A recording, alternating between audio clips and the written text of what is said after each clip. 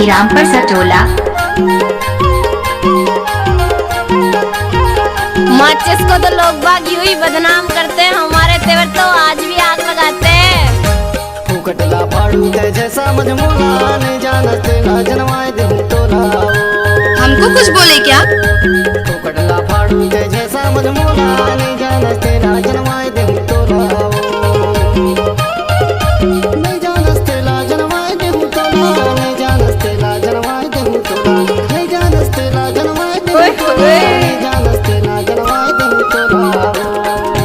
फुकटला फाड़ू ते जैसा मजमूला नहीं जानते ना जनवाए दे तोला।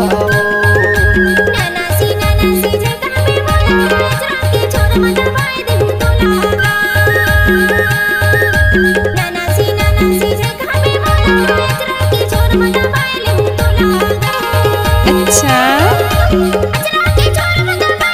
अच्छा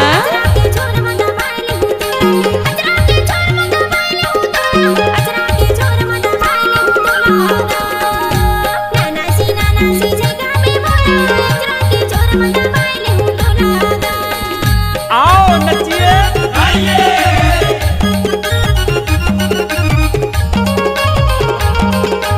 डीजे हनीरामपुर सटोला।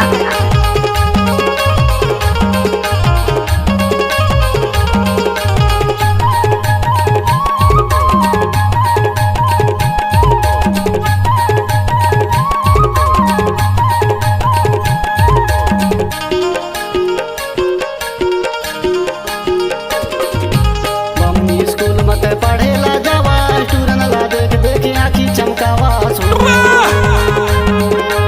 मम्मी स्कूल मत पढ़ेला जावा, टूरन ला देख देख आँखी चमकावा सो।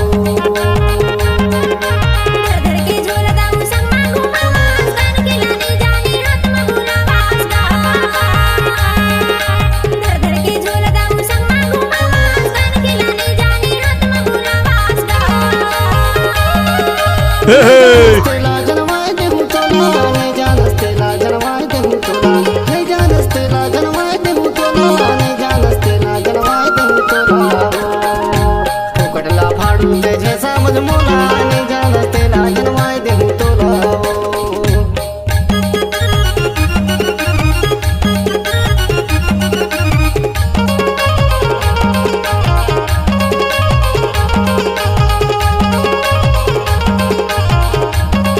आओ नचिए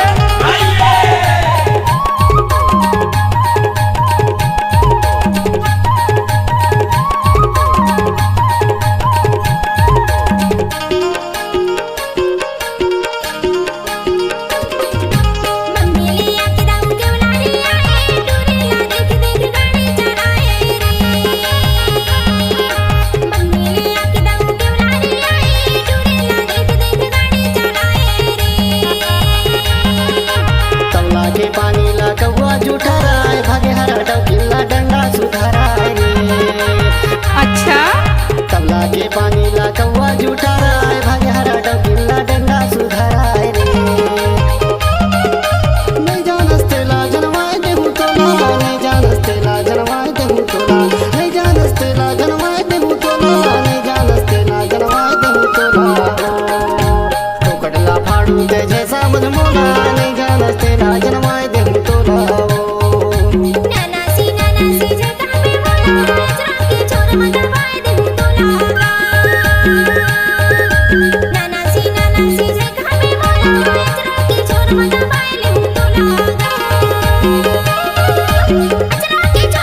डीजे हनीरामपुर सटोला।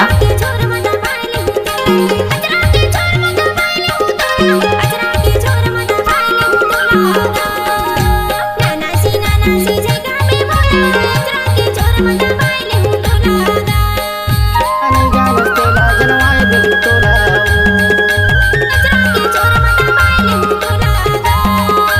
नहीं जानते ला जनवाए दे तोला। ओ भाई नचाना।